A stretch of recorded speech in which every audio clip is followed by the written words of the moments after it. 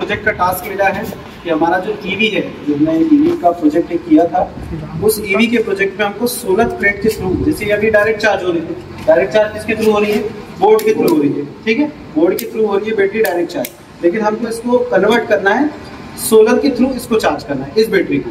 तो जो अभी EMP लगी है हमारे पास, ये जो EMP लगी है ये वाली, ये जो मतलब EV SMPS चार्जर लगा है, ये EV SMPS चार्जर सिर्फ और सिर्फ बोर्ड मतलब AC टू DC कन्वर्ट करके देता है, ठीक है, सोलर के साथ नहीं कन्वर्ट करके देगा। और ये जो बैटरी है, इस जो अपने EV बनी हुई थी, EV में बैटरी कितनी थी? 4830Ah, ठीक है, 30Ah की करंट थी इसकी, और ये 48 वोल्ट बैटरी है, ठीक है। 48 वोल्ट अगर बैटरी है, अगर इसको हमको चार्ज करना है तो मिनिमम कितना वोल्टेज चाहिए? 48। तो जितने वोल्ट की बैटरी है उतना मिनिमम वोल्टेज तो चाहिए ही चाहिए, ठीक है। अगर इसको थोड़े जल्दी चार्ज करना है तो आपको इसका वोल्टेज थोड़ा सा ज़्यादा चाहिए, और करंट इसका अप्रॉक्स 50%।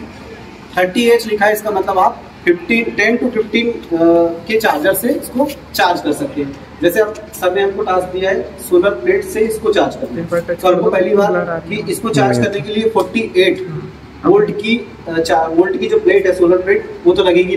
ये सबसे पहले अपन इस चीज को कर लेते हैं, ठीक है, कि 48 वोल्ट तो लगेगा ही लगेगा, लेकिन मिनिमम उसका जो VOC कितना रहेगा? 48, और ISC कितना रहेगा इसका? 10, अप्रॉक्स 10 to 15 करंट रहना चाहिए इसका, ठीक है। तब जाके ये कम से कम नहीं तो 4 से 4.5 घंटे में चार्ज हो जाएगा। 4 से 4.5 घंटे में अगर हम इस टाइप के सोलर प्लेट का यूज इस पर करते हैं, ठीक है। बट इस चार्जर का यूज हम यहाँ नहीं कर सकते। क्यों नहीं कर सकते?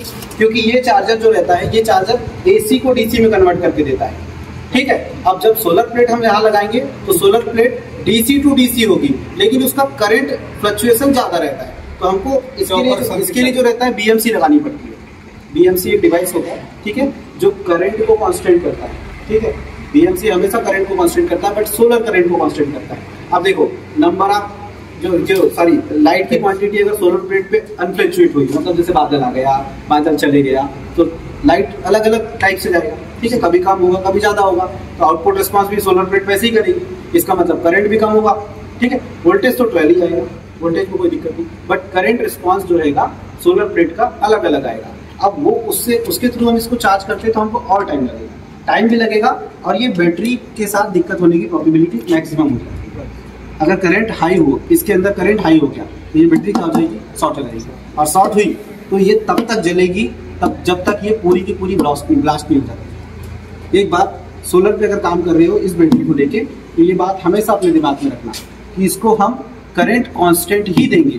करंट अगर यहाँ पर फ्लक्चुएट हुई, इन केस इसके अंदर फ्लक्चुएट हुई, तो ये बैटरी पूरी की पूरी खराब होगी, इंक्लूडिंग खराब होने के साथ साथ ब्लास्ट भी हो जाएगी, ठीक है। इसलिए हमको करंट कांस्टेंट करने के लिए ये वाला डिवाइस नहीं लगेगा। जो ये डिवाइस अभी चालू है, डिवाइस जिसको यूज कर रहे हैं, ये डिवाइस क्या है? 12 वोल्ट की सप्लाई दे रहा है और 15 एम्पियर। ये देखो यहाँ लिखा हुआ है, वोल्टेज कितना दिया रहा है? 54, मैंने क्या बोला था? 48 से ज्यादा रहना चाहिए। तो ये आउटपुट वोल्टेज कितना दे रहा है? 50.7, ठीक है, और करंट कितनी दे रहा है? 15 एम्पियर अप्रॉक्स। ये नहीं तब भी 4 घंटे में चार्ज करता होगा, मतलब मेरे हिसाब से 4 घंटे में। अगर हमने 10 का लगाए तो कम से कम 4 से 5 घंटे लेगा, लेकिन चार्ज हो जाएगा, ठीक है। अगर लाइट सोर्स अच्छा रहा सोलर के पास तो ये प्रॉपर इसको 4.5 से 5 घंटे में चार्ज कर देगी, ठीक है। तो हमको अभी काम किस पे करना है? BMC के थ्रू काम करना है, इसके थ्रू काम नहीं करना है, ठीक है। इसका आउटपुट वोल्टेज चेक करना है तो सर चेक कर दूंगा। ये आउटपुट वोल्टेज हमको किससे चेक करना रहेगा? DC से, क्योंकि इसका आउटपुट में कितना चाह रहा है? DC। अभी हाथ भी लगाएंगे तो करंट नहीं लगेगा, लेकिन उस साइड करंट लगेगा, उस साइड AC है, ठीक है, इस साइड DC है। और DC high voltage DC dangerous होती है, लो वोल्टेज DC डेंजरस नहीं होती, ठीक है। ये देखो इसका आउटपुट रिस्पांस देख लो, ये प्लस है, दोनों माइनस, चेक करो कितना है। ये आ रहा है 53 अप्रॉक्स, मतलब ये 54.7 यहाँ पे लिखा हुआ है, लेकिन अभी 53 अप्रॉक्स आ रहा है, ठीक है। 53 अप्रॉक्स आ रहा है। केबल के लोड जो है, केबल में भी थोड़ी बहुत रेजिस्टिविटी होती है, इनके लोड पे थोड़ा सा डिस्ट्रॉय होता है, ठीक है। तो इससे अभी इसको चार्ज किया जा रहा है, क्लियर, ठीक है। तो अभी हमको प्रोजेक्ट किस पे करना है? सोलर इसको चार्ज करने पर सोलर प्लेट से या तो हम 12-12 की 4 प्लेट लगा सकते हैं, 12-12 4 प्लेट लगाएं तो 48 हो जाएगा, ठीक है। लेकिन दिक्कत होगा अगर 12-12 हम 4 प्लेट लगाते हैं तो एक हमारे साथ एक डिसएडवांटेज ये होगा कि हम क्या करेंगे, 12 वोल्ट में करंट देखेंगे, करंट अगर 5 भी मिल गया तो कितना चला जाएगा, 20 एम्पियर चले। आउटपुट तो रिस्पॉन्ड उतना ही करेगी ना जितना कंजप्शन है, 20 एम्पियर चला जाएगा, मतलब इससे ज्यादा चला जाएगा। इसका मतलब इसकी खराब होने की प्रोबेबिलिटी हम हाई कर देंगे। इससे अच्छा है कि हम यहाँ पर एक 48 वोल्ट का ही सोलर लगाएं, एक ही लगाएंगे या फिर 2 लगाएं, 24 के 2 लगाएं। उस पर भी हम कम से कम 10 एम्पियर तक करंट को कांस्टेंट कर सकते हैं, ठीक है। तो जो बीएमसी आएगा, बीएमसी डिवाइस लेना पड़ेगा हमको, बीएमसी डिवाइस से हम बना नहीं सकते। चार्ज कंट्रोलर सर, हाँ चार्ज कंट्रोलर जो है ना हमारा, वो बना नहीं सकते हम यहाँ पे, प्रॉपर्ली बना नहीं सकते क्योंकि उसमें जो फिल्टर्स यूज किए जाते हैं, कैपेसिटर के फिल्टर यूज किए जाते हैं और इंडक्टर के फिल्टर। अगर करंट कांस्टेंट करना है तो आपको प्रॉपर्ली कैपेसिटर के फिल्टर ज़्यादा अच्छे लगाने पड़ेंगे और वो ड्यूल साइडेड पीसीबी के थ्रू ही बन पाएगा। और हम अगर बनाए अपनी लैब में भी बनाए तो सिर्फ सिंगल साइडेड पीसीबी बना सकते हैं, ड्यूल साइडेड पीसीबी नहीं बना सकते। उसके लिए मशीनों के थ्रू ही बनाया जाता है, ठीक है। तो हम बीएमसी खरीदेंगे, बीएमसी के बाद सोलर प्लेट के कनेक्शन करेंगे और इसको चार्ज करेंगे। क्लियर, ये हमारा अभी प्रोजेक्ट है जिसको हमको अभी जो शेड्यूल जाएगा, इस शेड्यूल में हमको वर्क कंप्लीट करके देना है।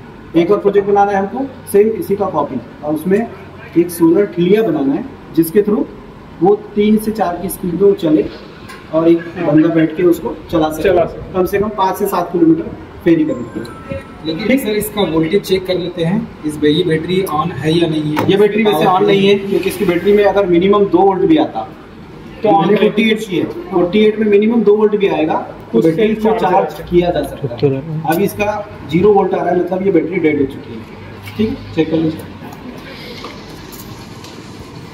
बस। तो इसमें अभी आ रहा है 0 वोल्ट आ रहा है, मतलब ये बैटरी डेड हो चुकी है, ठीक है।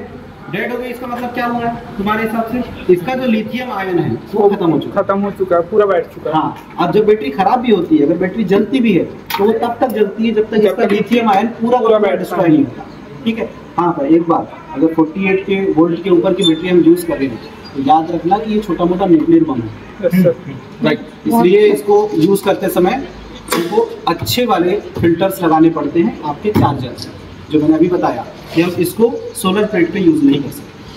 हम किसको यूज करेंगे, बीएमसी, ठीक है।